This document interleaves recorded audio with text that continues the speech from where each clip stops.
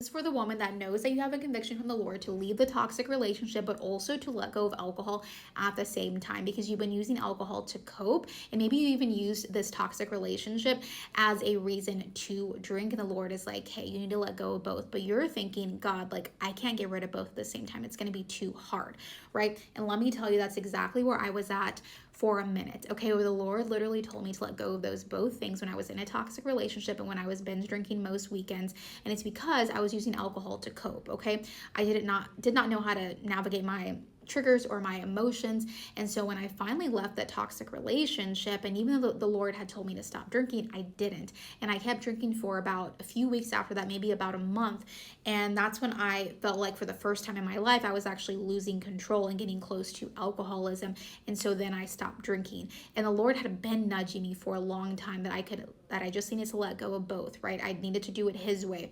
And finally, after that month, when I decided, okay, like I need to draw a line in the sand, I need to start to heal from these things, right? Because I was drinking ultimately because I didn't know how to navigate that heartbreak, right? Like I said, like my emotions and my triggers, I had no idea how to navigate the human experience without looking to numb with alcohol. But let me tell you, when I drew a line in the sand and I decided to actually start healing, I decided to let go of alcohol. After I let go of the toxic relationship, that's when healing started to happen. And let me tell you that things started to happen very quickly. That was the most transformational year of my life. When I stopped drinking, I grew closer to the Lord. I was more sensitive to the Holy Spirit. I saw God move in my life. Now, don't get me wrong, there were challenges, okay, many, many challenges. There was spiritual warfare, all of that, but I had so much growth and healing during that time. And it didn't just stop there, right? Throughout the past 7+ years, I've been healing. The Lord has done miraculous things in my life, and I am not special. The Lord wants the same for you, and that's why I'm coming to you today to encourage you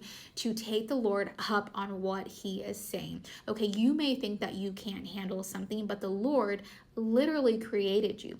Okay, so He knows what you can handle. And here's the thing, it's not even about what you can handle, it's what you can handle with Him, right? So you need to get out of that perspective that you just need to do this on your own might and within your own strength and what only you can accomplish, because you are assuming the result without the power of God, right? Look at the result and what that can look like with the power of God. This is exactly what I help my clients do. I help mentor them and coach them through their sobriety journey with Jesus at the center. And we work on things like this when it comes to leaving toxic relationships and so forth. One of my clients I'm working with right now, she left a toxic relationship. She, had to set hard boundaries. And in the midst of all that, we've been working on her sobriety journey, and she's been doing amazing, right? Not perfect, but she's been doing so good. The Lord has continued to show up in her life. Okay, so it's not just my story, it's many, many other women's stories as well. And this can be your testimony as well. So if you want mentorship and help, go to the top of my profile and fill out the application, and I'll see you there.